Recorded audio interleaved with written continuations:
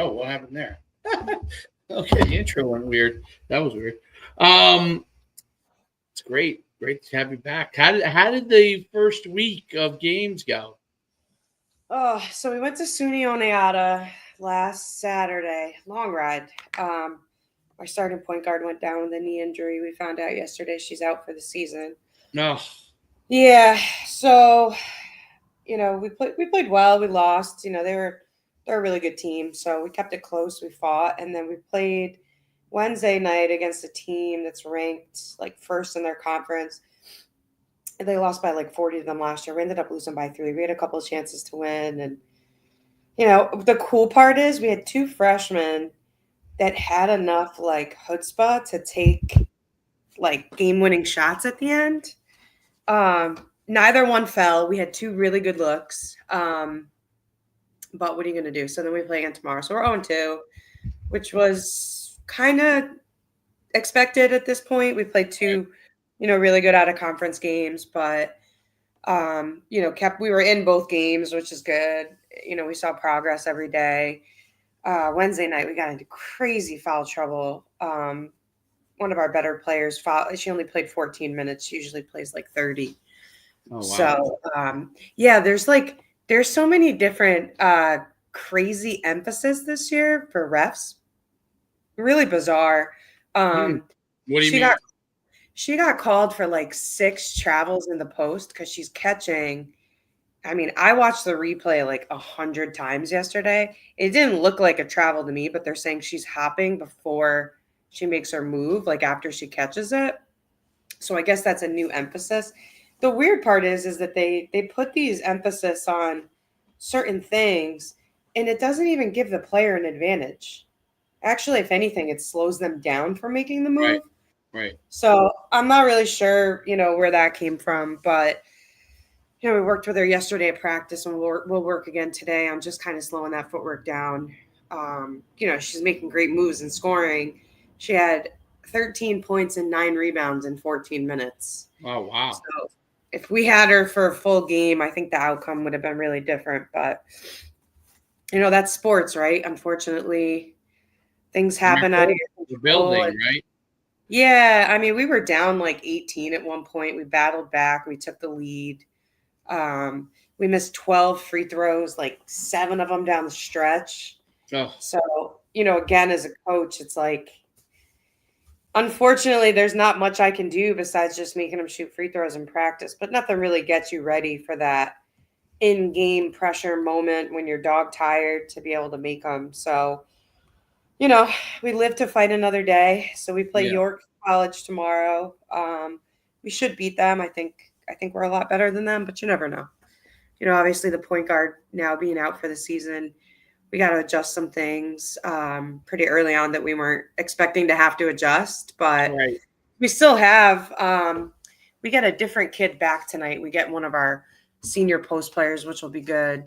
She's been playing volleyball and they lost last night, so we get her back today. But I mean, today's her first time touching a basketball in like months, so we'll see what we could do. If she could play some defense and block some shots, I'll be happy. So It's it's got to be a challenge taking over a team and trying to build it up, and then dealing with the, thinking about how you want to build it up at the same time you're dealing with day to day, trying to get the most out of them, trying to get them to like get to the level that you want them to, and or that they have the capability to get to, and yeah, you're trying to do it as fast as possible, which is yeah. I mean, patience is definitely not a virtue I'm really strong in. So, I just have to keep reminding myself every day, like we're only a couple weeks in. We got a lot of freshmen. We got new offenses, new defense. I think, what I'm finding is that some of the returners, at times, I feel like they lack confidence. I don't know if that comes from prior years or what. Like, I've never had to coach a team that I have to tell to shoot. Like, normally it's the other way around, like, right? Like, you got 1 or 2 kids that just like, take shots out of the flow of the offense or whatever. And these kids, I'm like, we pass up like 12, 15 open shots a game. And then now we're at the end of the shot clock and we got to take a shot that's not as favorable. Like, it's just a weird dynamic. But, every day I'm just trying to preach, like, let's just get 1% better today, which we have. So, That's a positive. But yep, not the start we wanted, but definitely the start that I think most people thought we'd have in terms really just in win-loss. Like Right. the other night we had like record attendance for women's games that they've had in like years, which was really cool. And it was awesome that it was I mean, it literally came down to the last shot. So it was super exciting. We had a couple of Right. recruits there. So, all of that stuff is really positive. And sometimes you win those, sometimes you lose them. So what are you gonna do? No doubt about it.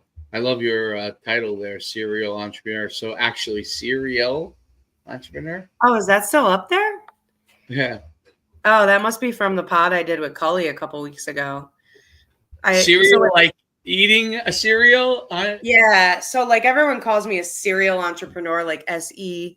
And a couple of weeks ago, it's funny because I told him that every week I'm going to change like Yes, I what saw the my bus one or something.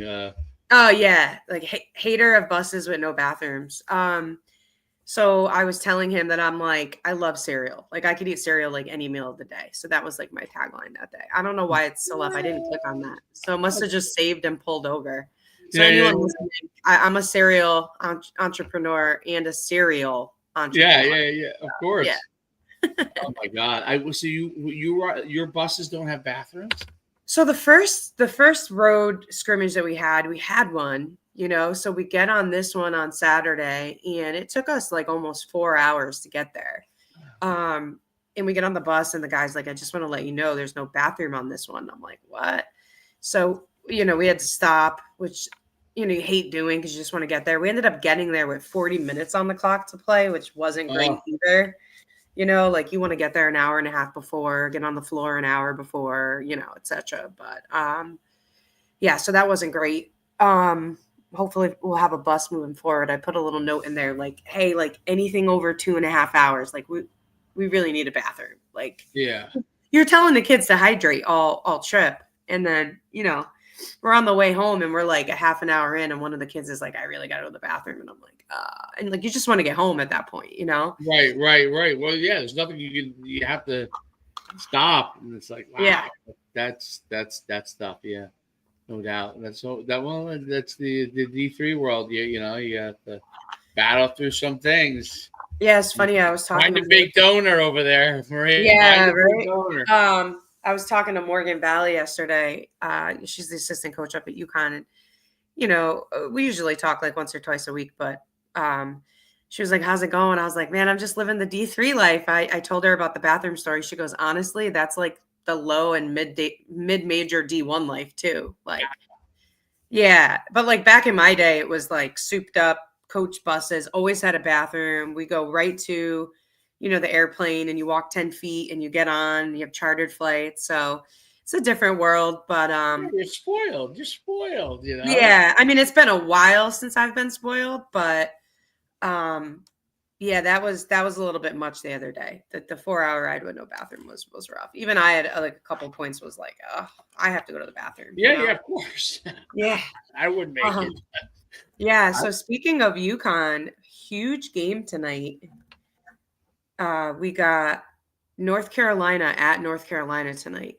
Mm. And North Carolina is very good, obviously hard to play on the road as well. But, there's like this unspoken thing right now because if he wins tonight, when we're all up there next Wednesday for his 40th celebration, he would officially become the all-time winningest coach next Wednesday as well if they win tonight. So a lot riding on this. Wow. Outside of just the in normal NCAA stuff. history of winning his coach in NCAA. Yeah. Who did he pass? Does he pass? Is that Pat It'd Summitt? be no Tara Vanderveer broke it last year and then she retired. Right. And he wasn't that far behind her anyways, but yeah, I mean if they win tonight and then they should win next Wednesday. They're playing like Fairleigh Dickinson or something like that. So Right. and there's a ton of us back for that game because they're doing a big 40th season celebration. And, I don't know if they picked that game because this would also potentially be him breaking the record, but it should hopefully be a really cool night.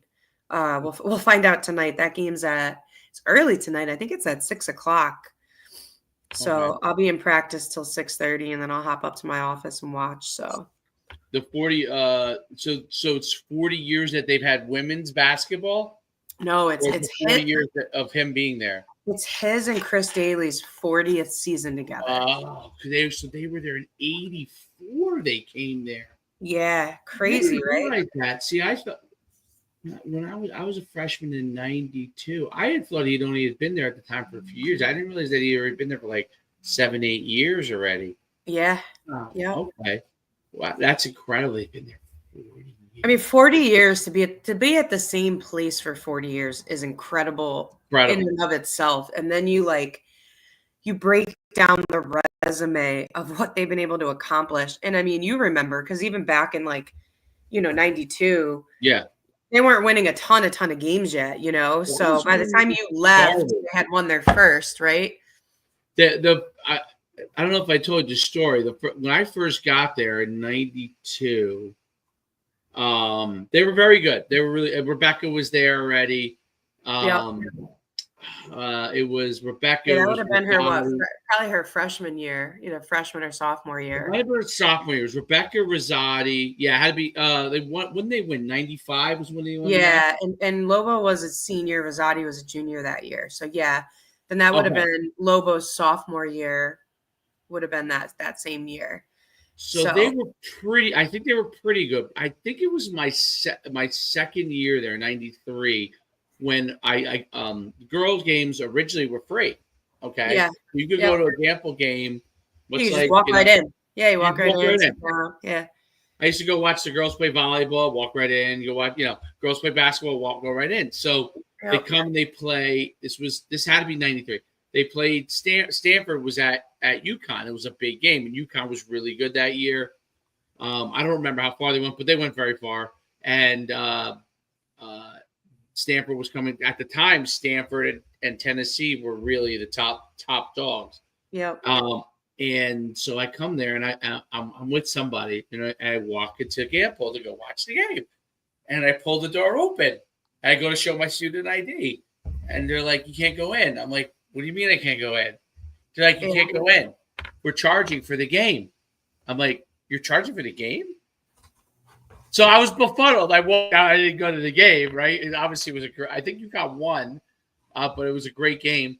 And but I was befuddled. But that's how it was. That was the first time they ever charged for a game. It was really before that, it was, listen, if we can get people to watch games, that'd be great. You know what I mean?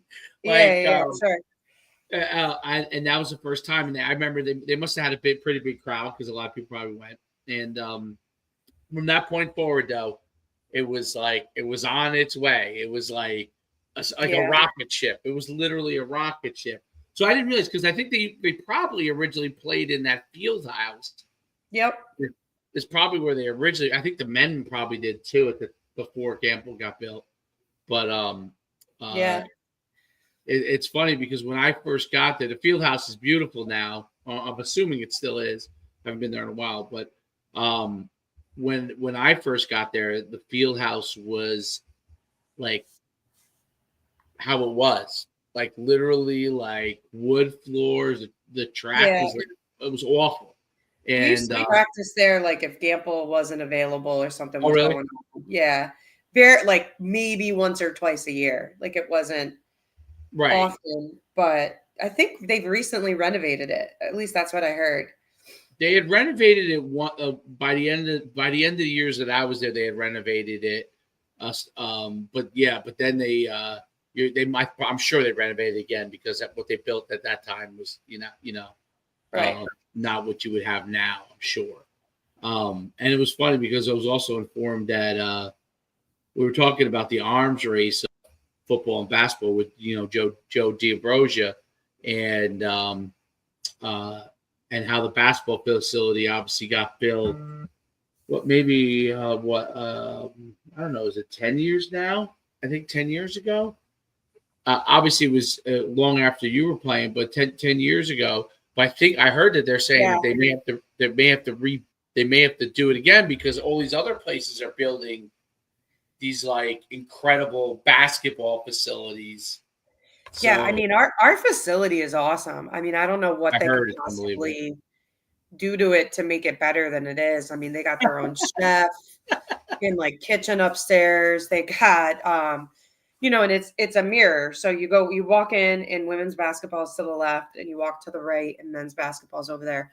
And it's basically a mirror with the only difference being obviously this side is more men's basketball history and this side's more women's. But I mean the court's beautiful. They got spa, training Yep. room, weightlifting room, like on each side. It's a pretty special place. They really need to redo Gamble. I Right. would say that Absolutely.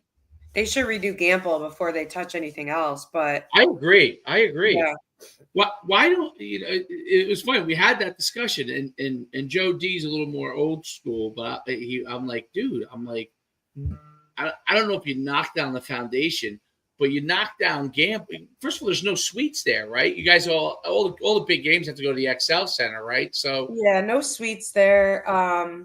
They added seating. I think it was like my junior or senior year. They did okay, add seating in two corners, so we're right under 11,000 there. Which, I mean, listen, is what I always love about Gamble is that there's not a bad seat in the place. right. You go to the Civic Center, and if you end up top, you may as well just watch the television prompter thing instead of the game. It's tough, But I always liked playing at the Civic Center better.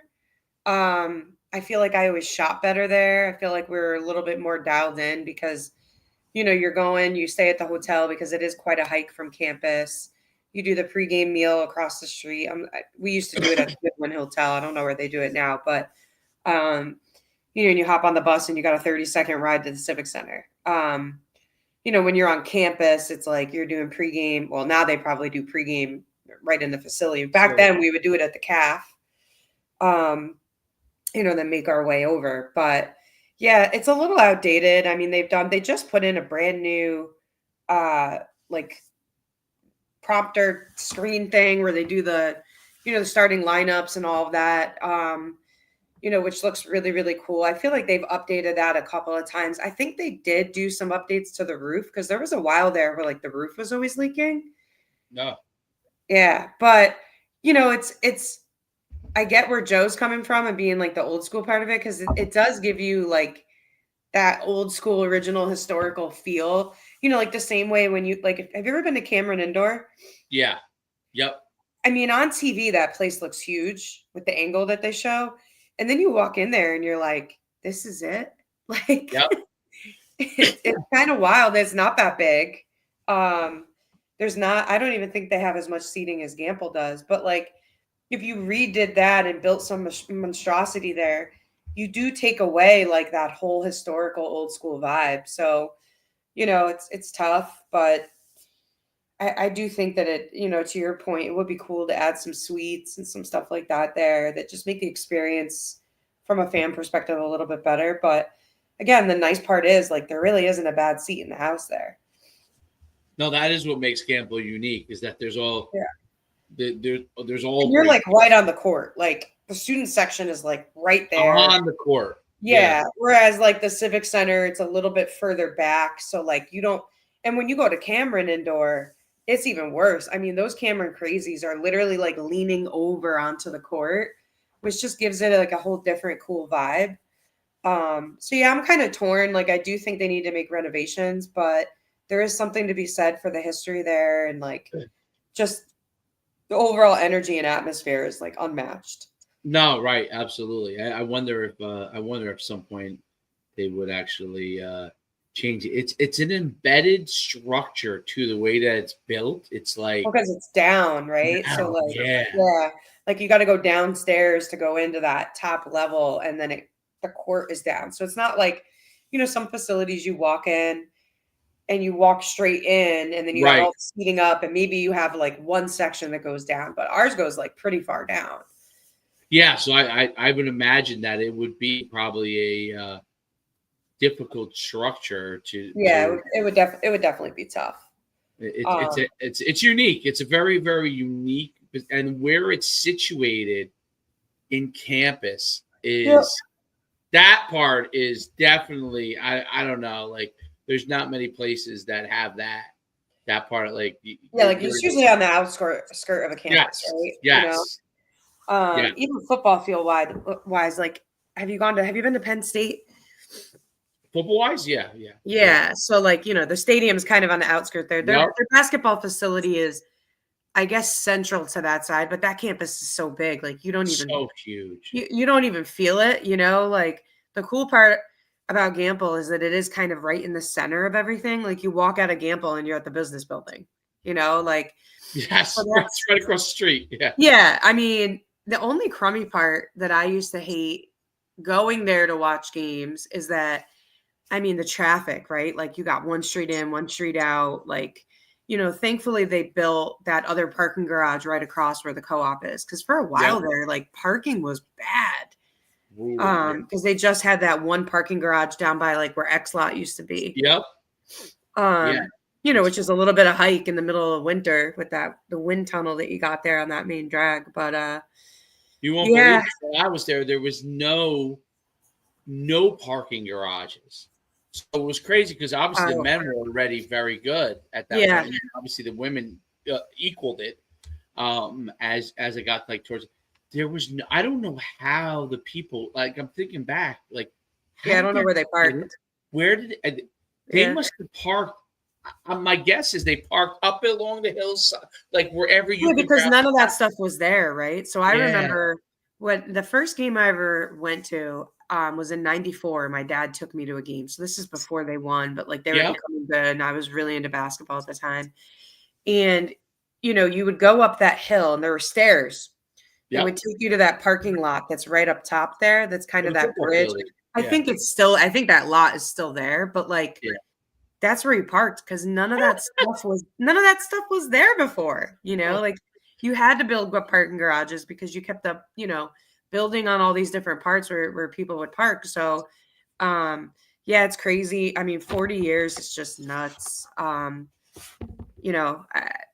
Kudos to him. I mean, the resume is just insane. Like I was just saying the other day, so they won in 95, then they didn't win again until 2000, right? So from 2000 to 2024, they won 10 of the 24 years. Mind blowing. It's crazy. It's crazy. Like you get one national championship and you're happy, right? Like right. They had 10 in a quarter of a century. 10. So that's incredible. One every 2 years. 2.5 years, I guess. Yeah. That's incredible. That's beyond incredible. It's amazing. Yeah. How many did you win? 2 or 3? 3? 3. 3, right? Yeah, that's right. Yeah, So, sophomore, junior, senior. 3 in a row. Yeah. It's unbelievable. Like, do you think back to that time period, and does it feel like now? Obviously, you're coaching. Does it feel like it was all like this unbelievable dream almost? Like, because you don't play as much. What's funny is like again, so like when I was a freshman, they had just won their second national championship, right? Okay. So, we were the third, fourth, fifth, which is just wild to think about. Now knowing that they have 11, like, yeah, there were still 6 more after that, but back then it was probably my junior year where I started to realize that like people in Connecticut were spoiled because like if you lost a game, like literally the sky fell. I don't feel like it's as much like that now as it was back then because we had that 30 we won in 2000. Then in 2002 we had that 39-0 season. So we now and then we trailed that right into like the all-time winning streak, which then they ended up breaking, the one that we set. But like we got so accustomed to winning, it was kind of just like, this is what you do here. But that was really the first time period of it. And I don't think we at the time realized the gravity of it all. Like when I think back to it now, it's kind of like, oh man, like how many, I mean, besides Stewie in her class who won 4, like how many can say they won 3? And the best part is, right? Like I always say, No one Everybody other always than asks me like, what's my favorite one of the three? And it's so hard, right? Because every championship is so different. Like sophomore year was my first, right? So that has like a special place in my heart. And we were so dominant. We had probably the best starting five in like women's basketball history that year. Our starters were Sue, Diana, Tamika, Swin, and Asia. Who four of them went to go and be like the top seven, out of the top seven draft picks in the WNBA that year. Like it was just insane. And then my junior year was really special because nobody thought we were going to win because we graduated so much. And we Right. actually went 37-1 that year. So we only had one loss that whole year, ended up winning the national championship. And then, senior year always takes, I feel like if I had to pick one, that's my favorite because there's nothing better than your last collegiate game being a national championship. Yeah. Like you just kind of ride out on this high, like, That's it. How else could you want it, So I think like if I had to like gun to my head, which one is my favorite, I probably would pick that one for that reason. Like no regrets, right? Like Right. laid it all out there. You won the last game of the year that you could possibly win and you got a national championship. Like, and oh, hey, by the way, it was your third in a row. That kind of is different. Like everybody says that about the three, but all three of them are so different people, different styles. We had different trials and tribulations on each season. But yeah, it's kind of wild to think about. And then you flash forward to 2024, which of course now I feel old, right? Like I'm going to be 42 next week. And I'm like, holy cow, like this is crazy. Like we're going back to celebrate 40 years. And I guess so in 2001, I would have been his, what, 13? I'm trying to think. So if he started in 84, 15, 16, I was his 17th freshman class. Right. So there were 23 other freshman classes after me. Yeah. That's like mind blowing. When I really do the math and I think about that, I'm like, oh shoot, like I am really old. I don't feel old, but like Right. from that standpoint, it's like, holy cow. Like that was a really long time ago when we did something special. And I love it because I run into people all the time being from that I'm from here and I still live here, where people still will say, like, those 4 years when I was there, that was like the good old days. Like, we sold out every single game. I remember we had a game in Hartford versus Tennessee in January. It was one of the worst snowstorms that Connecticut had had in forever.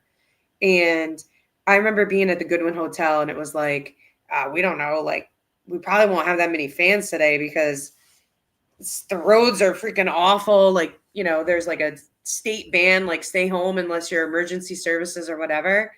And I remember we came out, we always would shoot and then we go in and, you do your team thing. And we came out with like, let's say 30 minutes on the clock. The whole place was packed. The whole place was packed. There was not an empty seat. That game ended up, Diana hit a 3 to force it into overtime. And we ended up winning in overtime. And again, a game that nobody thought we were going to win.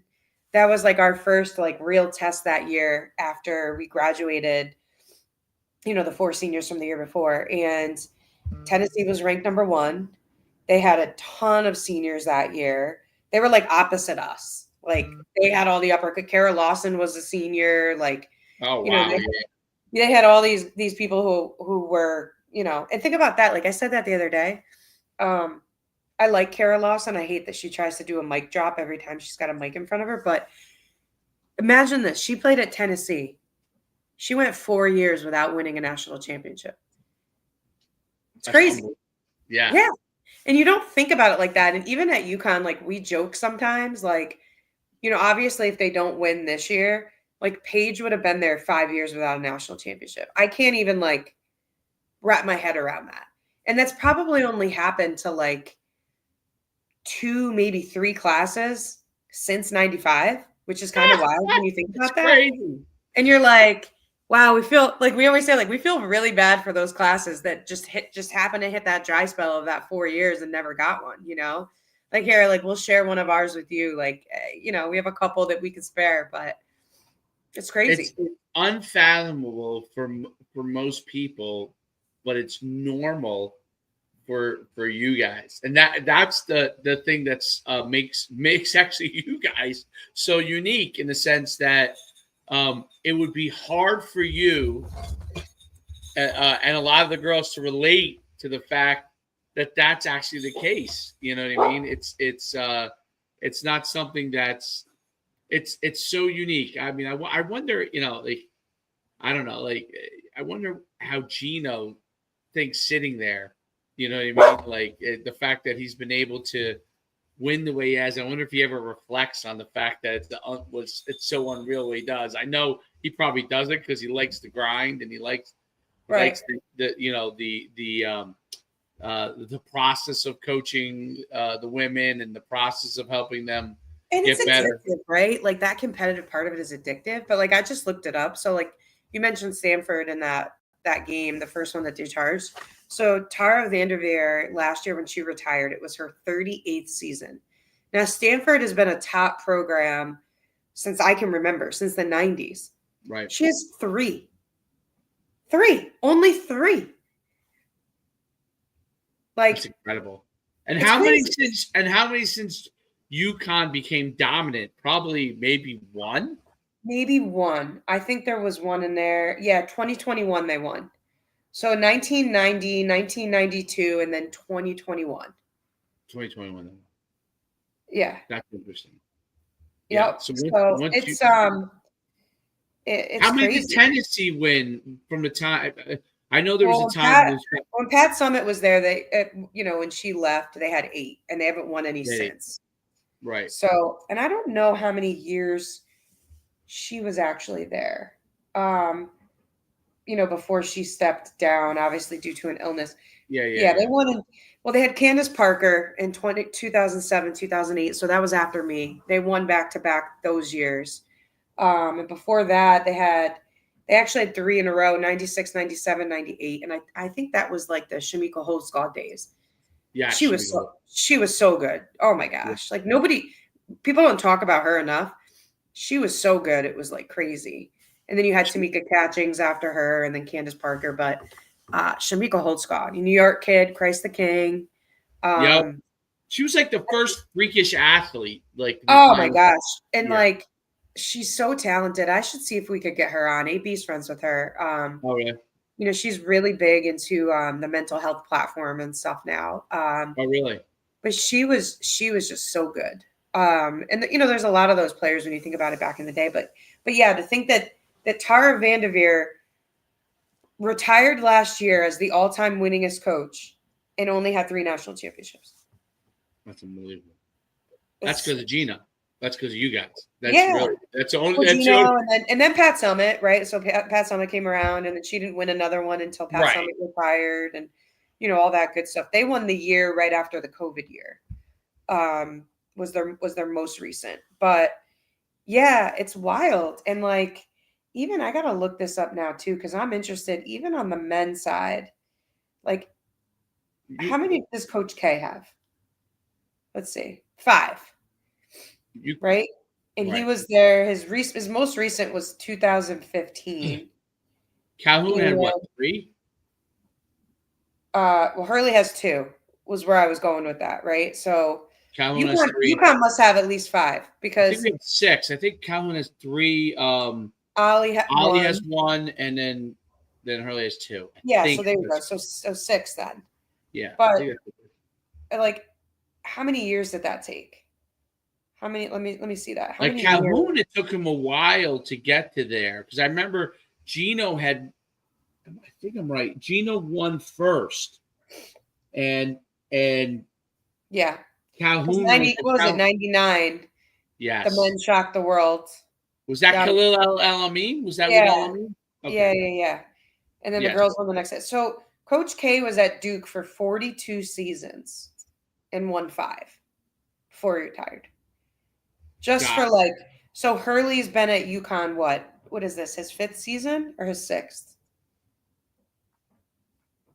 I don't know the answer to that. He came there in 2018 or 17. Because I remember it took him a few years before he got there. March of 2018, which means his Oh, first 2008. season was 2018 to 2019. Now, asterisk on all that, right? Because the COVID year, there was no national championship, right? So you're saying now 4, 5, 6. So he's basically 2 for 5, let's say, Okay. which is incredible. Incredible. It's If he incredible. won, he'd be 3 for 6. That really is incredible. Yeah. Because you can't count the COVID year, right? It's thrown in there. But like, without being able to play that postseason, you can't really like legitimately count that. So, when I look at all of this stuff outside of like Wooden back in the day, you're Right. talking like at UConn from When just was a 8 for 10? practical year percentage of when they were, how long they were coaching versus how many not successful seasons, not wins, national championships, which is the hardest thing to do. UConn on both the men's and the women's side. I mean, it's the basketball capital of the world. I mean, there It was no is. doubt in my mind before, but now that I think about it mathematically, it's kind of insane. No, it is the basketball capital of the world. There's no like when I think of basketball and who's the most dominant. Actually, if you separated women or men out, they probably are the most dominant in their sport, right? Alone. But Yeah, you combine it. There's nobody close. yeah, So it's like you go in football and you say, okay, who's the first program that everybody thinks of in the United States in football? Alabama, right? Alabama. Yeah, Right. That's what you think of in basketball. The first team you think of in basketball, like it comes off my tongue in football all the time because no matter how, even when we don't, like I do a show with Shane Stafford, and I'm like, how come like every other week we end up talking about Alabama, even when we don't really want to talk about Alabama? There's nothing to talk about. We end up discussing. That's because in football they're considered a count. It's the same thing with UConn basketball. UConn, but UConn more so, believe it or not, more so because as Nick Saban, I'll give him this. Nick Saban was close to doing it, and then for football in the same fashion, was able to do it. But I think basketball is harder. See, football, if you could now the NIL era is different, so that changes things. I guess maybe how you can do it. It's probably going to get, which is what I find so interesting that Hurley's been able to win 2 in a row like that and possibly win 3 because it has to be harder now than ever to keep everybody happy. The fact yeah, that he's doing it is incredible. But before NIL, Nick Saban was able to kind of hoard a lot of the best players. And then it wasn't until Georgia got good that it started to erode it. And NIL completely, obviously, will erode it. right. That's what I think is so incredible about what UConn's doing in men's basketball is that I don't know how he's able. It's interesting. You could explain this to me better. I said this to Joe D. I said Hurley seems to get guys that play for him that all fit a similar role each year to year. Like he really wants a center like the guy he had last year and like the guy he had before. Even though they're a little different, they all have a little bit different skill sets, but he wants his ace guy to be this guy that pounds it in there, physical. And it's funny because it started out with Reed was the backup and Sampson was the start, but Reed is really like fits the role that he likes. And those other guys are all similar roles. They all have slightly different skill sets, but he kind of plugs and plays. And that's what he wants. And it's amazing that he's able to do it, obviously. Yep. But it seems like that's what he does. I don't know if Gino does something similar or not, but it seems like I think he tries to get the very best players he possibly can get, and then he kind of puts them in their spots, which I think is a little Well, I different think, than what Hurley does. so on the men's side, I would say like, I would even think back to like the Calhoun era. I think that Calhoun and Hurley are similar in that like Calhoun was always very defensive minded, which Yep. Hurley 100% is. Calhoun always wanted to go after, he always wanted a shot blocker, right? So like if you think back to a bunch of the really good teams that Calhoun had, they always had that, right? You got you got Jake Voskuhl, you had a Emeka Okafor, like you just had dudes that could protect the paint. And Right. then I feel like Hurley every year he's been here has kind of had the same thing. And then Calhoun always had strong point guards. Dating all the way back. I mean, you're talking Ricky Moore to Duran Sheffer, to Leek Brown, Ben Gordon, and then, Kemba Walker, right? And then you look at the point guards that Hurley's been in, and a lot of those guys were not like highly, highly ranked Right. recruits in that position, but could play solid defense, ran the offense, bought in. And then they've always had like that lights out shooter, right? Yeah. Like, so if you think back, right? Like you go back to like Ray Allen or Richard Hamilton, and then Yep. you even had like Rashad Anderson, Karan Butler, Ben Gordon again when I was there, all the way to Kemba. And then, now he's got Caravan. He had that, who was the transfer last year that he got that I loved? From Rutgers. Yeah. Yeah, what the heck was his name? I loved that kid. I don't know that they would have won last year without him. He was great. They paid him. He was a guy that I think their first big NIL payment was him. Yeah. Don't quote me on that, but I remember because Rutgers was good. He got him from Rutgers. That was like I live in New Jersey. That was a big controversial thing. Yeah. Because obviously Hurley's from New Jersey. And they got him, and I'm pretty sure, I don't know if they paid him, but I'm pretty sure he got a decent NIL deal to come there. He was like the first person that UConn paid like a sizable amount to. Now I'm sure that everybody's doing it all over the place. But and now you got the D'Amelios that are part of your NIL. I mean, Those guys are wild. They're great guys. I could only imagine because it's obviously how they made their money, TikTok and everything like that, and the daughters, and then now him and the wife, and obviously they're UConn people. They were there before I was at school there, but they the father was. But it's funny because the way that he approaches even the NIL process with basketball involves the whole social media. Oh thing, which has to be unique. I don't know, I'm not super familiar with a lot of the other schools and how they do their NIL, but just following what D'Amelio's doing is a little unique from that standpoint. Yep, for sure. So so it should be an interesting next week. I'll definitely have, I'm sure, a bunch of stories for you next Friday after being up there with I think there's something like 70 or 80 former players coming. So and that was like a month ago. It could even be more now. I'm not sure. So it's going to be a wild couple days. So I'm excited for that. I'm excited to see some of my teammates. And do they have an event for you guys beforehand? They're doing like a little something, like a reception or something before at the practice facility. And then I think we're all walking out over together to the game. We'll all sit together. And I think they're doing something at halftime. And then we're all going out to dinner.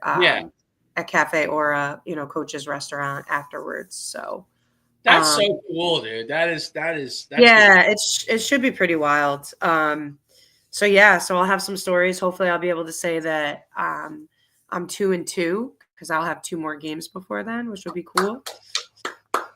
Cool. We're starting to get it. It's starting to sink in. It's funny because I'm a little old school in that I grew up around all my male cousins who are all like psychos, but in a good way. They're all football players or like coaches or whatever. Right. And so I learned what the word moxie meant like at a really young age. And so I use that like a lot. Like, man, these kids these days, like they don't have moxie. So we're leaving at halftime and I went kind of not nuts, but like I was a little pissed off at some of our effort stuff in the first half Wednesday. Like, let's control what we can control, right? Like, we can control shots don't fall, which they weren't in the first half, but we can control loose balls. We can control boxing out, blah, blah, blah. So I said to one of my seniors as we were walking out, I said, man, you guys need like Red Bull or something or whatever these energy drinks did. And she was like, Coach, we need whatever you drink every day. And I said, listen, I was breastfed Moxie. And my assistant coach, I turn around and she's like this. She's like, do you realize what you just said? I go, they probably have no idea what Moxie means. They probably think it's some like weird drug or like whatever. Right. Well, my mom's breastfeeding me when I was little or whatever. But that's just how I was raised. Like you got it out. Like Right. there's no price tag on grit. Like you either have it or you don't. But No, that's anyways, a good point. And you have to so try and instill it as much as you can if they don't, yeah, right? yeah. But anyways, I have to bid you Yeah, adieu. yeah, yeah, yeah. We'll let you go. It's And great talking. yeah, always great. Let's hope UConn gets that dub tonight so that we're celebrating even more things next Wednesday. And I'm excited to tell you all about it. So I'll see Yep, you next week. you got it. Bye. All right, bye.